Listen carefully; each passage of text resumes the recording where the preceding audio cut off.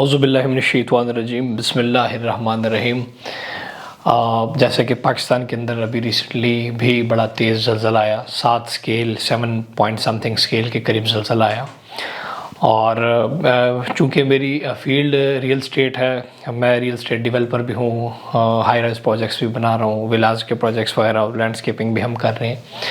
تو یہ جو ویڈیو ہے یہ اس لیے میں بنا رہا ہوں کہ وہ تمام لوگ جنہوں نے پراپرٹیز خریدی ہوئی ہیں، وہ تمام لوگ جن کے پاس گھر ہیں، فلیٹ ہیں، بلڈنگز بنا رہے ہیں، دکانیں ہیں، کچھ بھی ہے، ان کے لیے یہ چیز سمجھنا بڑا ضروری ہے جو میں ابھی بتا رہا ہوں کہ زلزلے میں جو ہے بے شمار ٹاور، گھر، فلیٹ تباہ ہو گئے ہیں، لوگوں کا کروڑوں روپے کا نقصان ہو گیا ہے۔ اس کا کون ذمہ دار ہے؟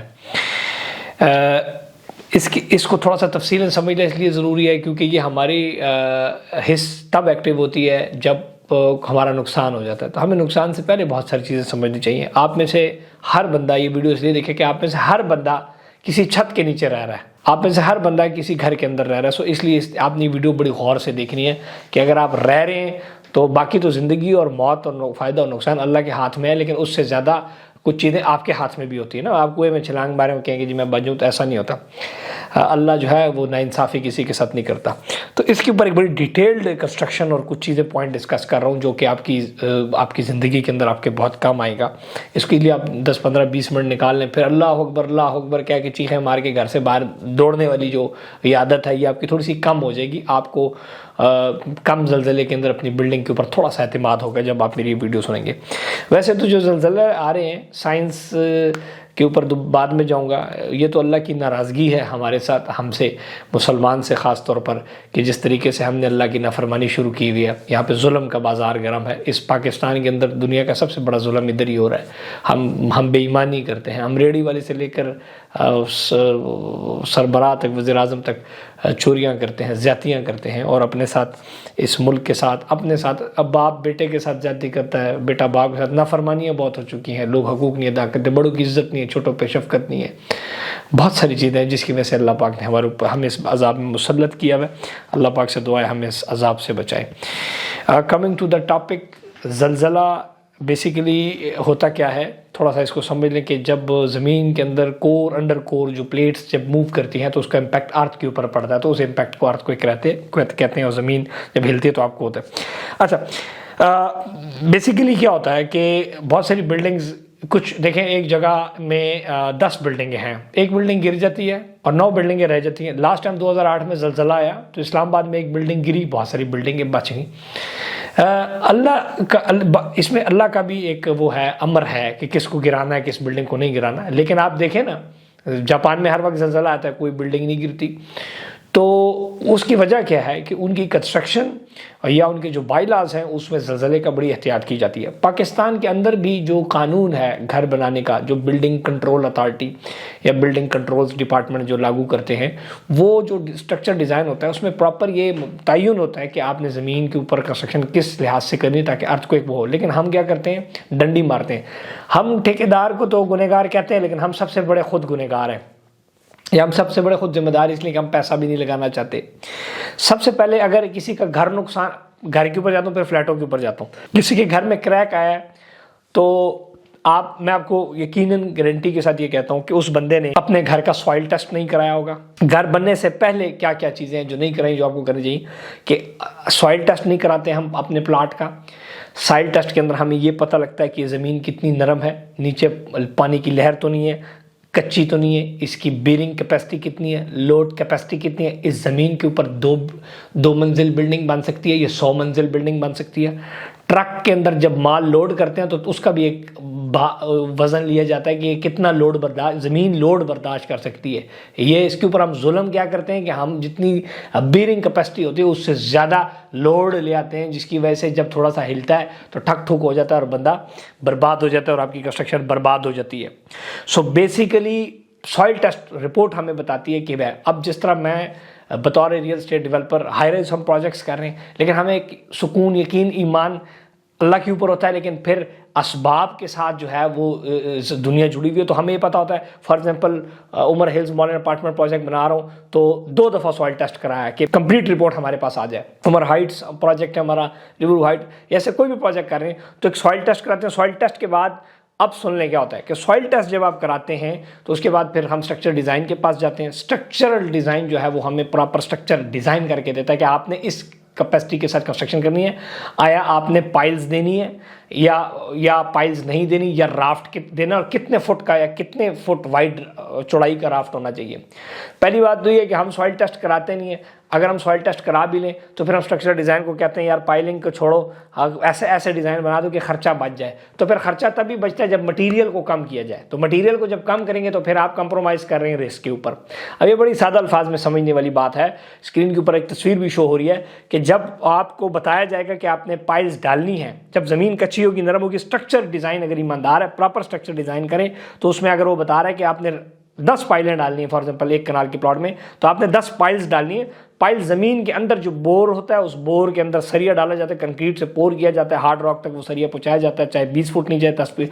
اس کے اوپر پھر ایک رافٹ ڈلتی ہے, اس رافٹ کے اوپر RCC کنسٹرکشن ہوتی ہے, دیٹ از کالڈ, جو کہ اسٹرکچر ڈیزائن کے مطابق گھر بنتا ہے. ہم کیا کرتے ہیں, اگر Bahria town, DHA, capital smart city, blue world city, DHA Lahore, Karachi, Islamabad, Pakistan, ان تمام جگہوں کے اوپر یہ ہمیشہ بائی لاز ہوتے ہیں ہر سوسائٹی کے کہ یار آپ قانون کے مطابق بنائیں. لیکن یہاں پر ڈنڈی کون مار جاتا ہے, یہ سوسائٹی بھی اس کو نہیں روک سکتی, نہ سوسائٹی کا انسپیکٹر روک سکتا ہے, کیونکہ یہ آپ کو, یہ ایک اللہ کو پتہ ہے اور ایک ٹھیکیدار کو یا جو گھر کا مالک بنا رہا ہے اس کو پتہ ہے کہ میں نے 20 فٹ نیچے گیا ہوں, 30 فٹ گیا ہوں. اگر اسٹرکچر ڈیزائن نے کہا کہ جی آپ نے 20 فٹ نیچے جانا ہے, ہم کیا کرتے ہیں 3 فٹ نیچے چلے جاتے ہیں, باقی بس ویسی بانس اندر ڈال دیتے ہیں, یا اس ہائٹ تک نیچے پائل نہیں کرتے, تاکہ یار ہمارا 10-15 لاکھ اوور آل کنال کا گھر ہے تو ہم کہتے ہیں یار 20-25 لاکھ بچ جائے گا, 5 لاکھ گھر ہم کہتے ہیں یار 3-4 لاکھ روپے بچ جائے گا, تو وہ بچانے کی کوشش کرتے ہیں.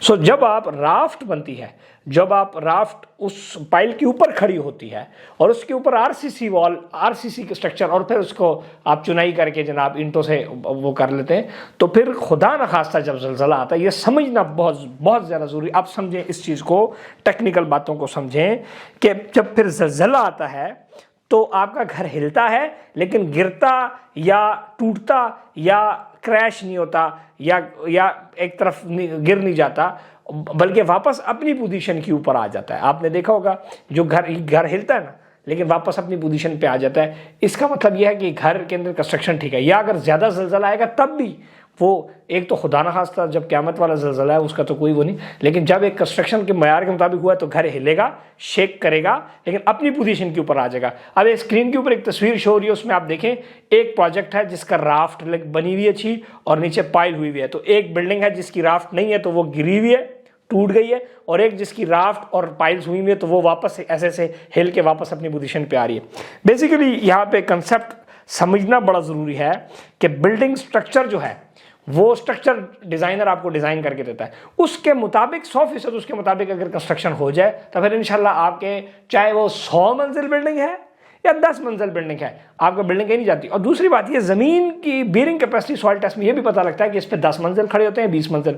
آپ نے دیکھا ہوگا بیریا میں ایک جگہ ہم ایک پروجیکٹ 10 منزل بنا رہے ہیں, ایک جگہ ہم 4 منزل بنا رہے ہیں, ایک جگہ ہم 5 منزل بنا رہے ہیں. تو یہ کیوں؟ وہ بیئرنگ کیپیسٹی کے مطابق وہ کنسٹرکشن ہوتی ہے. اب فار ایگزامپل ایک بیئرنگ کیپیسٹی ہے 5 منزل, آپ اس کے اوپر 20 منزل بلڈنگ کھڑی کر دیتے ہیں تو آپ نے بیئرنگ کیپیسٹی سے زیادہ وہ کر دیا, اور یہ خطرناک ہے. اور دوسری بات ویری امپورٹنٹ, اب یہ سمجھیں, جو بیئرنگ کیپیسٹی کے مطابق آپ رافٹ ڈالتے ہیں اور بیئرنگ کیپیسٹی کے مطابق آپ پائل کرتے ہیں. اب اس کو بڑا سمجھنا امپورٹنٹ ہے کہ ہم کیا کرتے ہیں, مثلا 2 منزل کا ایک گھر بننا تھا یا 5 منزل کی ایک بلڈنگ بننی تھی, تو 5 تھا وہاں پہ الاؤ تھا بائی لاس میں 5, تو انجینئر نے اسٹرکچر بلڈنگ اسٹرکچر جو ہے وہ 5 عمارتوں 5 سٹوریز کے حوالے سے ڈیزائن کیا.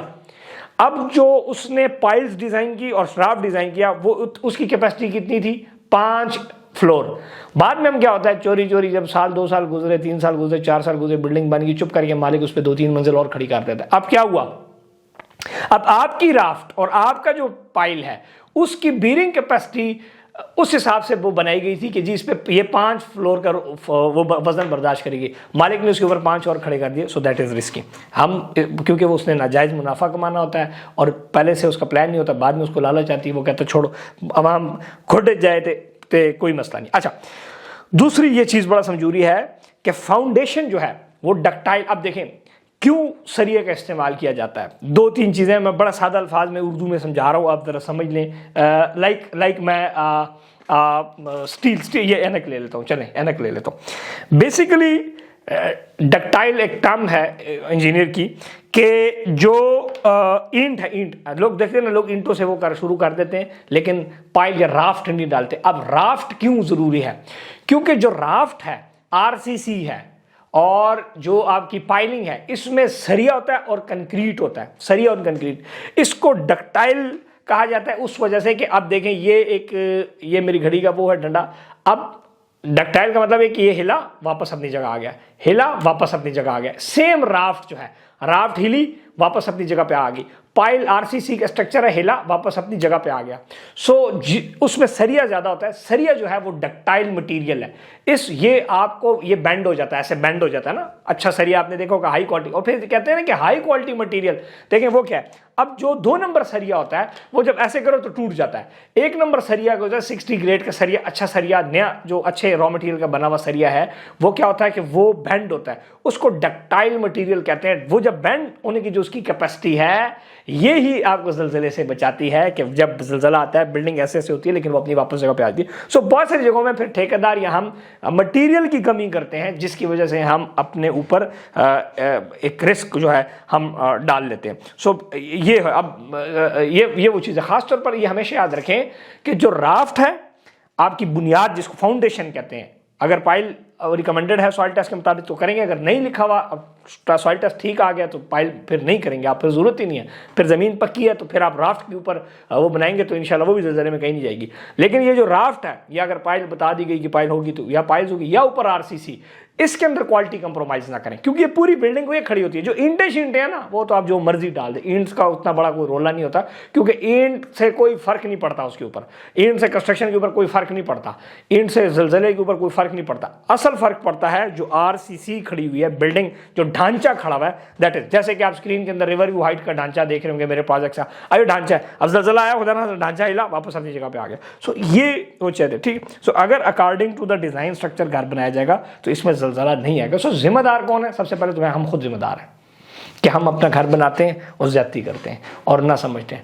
دوسری بات، ہم اس لیے ذمہ دار ہیں کہ ہم لگڑ بگڑ قسم کے کنٹریکٹر اور ڈیولپر سے گھر لے لیتے ہیں.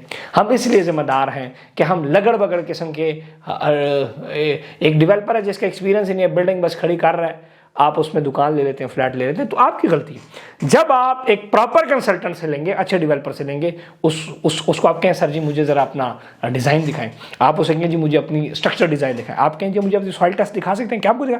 یہاں پہ جھوٹ بولا جاتا ہے، یہاں پہ بس ہر چیز کے اوپر 2 نمبری کی جاتی ہے، خرچہ بچایا جاتا ہے. جو اچھا بلڈر ہوگا، اچھا ڈیولپر ہوگا، ایماندار ہوگا، وہ اسٹرکچر ڈیزائن کے مطابق ہی بنائے گا. اب میں آپ کو ایک مثال دیتا ہوں کہ ہم ایک پلاٹ کا جو میرے ہائی رائز بناتا ہوں، 2 جگہوں سے سوائل ٹیسٹ کراتا ہوں تاکہ کہیں پر کوئی، اور ہم نے عمر ہائٹ، یہ ریور ہائٹ، ہم نے اس میں آپ سمجھ لیں 45 فٹ کی پائلنگ کی ہے. لوور گراؤنڈ سے 45 فٹ کی پائلنگ، اور 5 فٹ 6 فٹ اور 7 فٹ تک 4 فٹ کی بھی ہماری رافٹ کی وہ ہے. اتنی بڑی رافٹ کہ بندہ نیچے سے گزر کے چلا جاتا ہے. جب سریے لگے ہوتے ہیں بندہ درمیان میں سے گزر کے جا سکتا ہے، اتنی بڑی. اور وہ کمپلیٹ جال سریے کا بچھا ہوتا تھا اور اس پہ ٹنوں کروڑوں روپے ہمارا اس پہ لگتا ہے. اور پھر اس کو کنکریٹ سے پور کرتے ہیں 3/4 یا ریشو مجھے یاد نہیں آ رہی وہ ریشو کے مطابق. اور پھر اس میں سے جو کنکریٹ نکلتا ہے، جو کنکریٹ مکسچر پھینک رہا ہے اس میں، اس کا ہم چھوٹے چھوٹے سیمپل لے کے ایسے کپ ہے جس طرح اس میں لا کے بالٹیوں میں وہ ٹیسٹ کراتے تھے.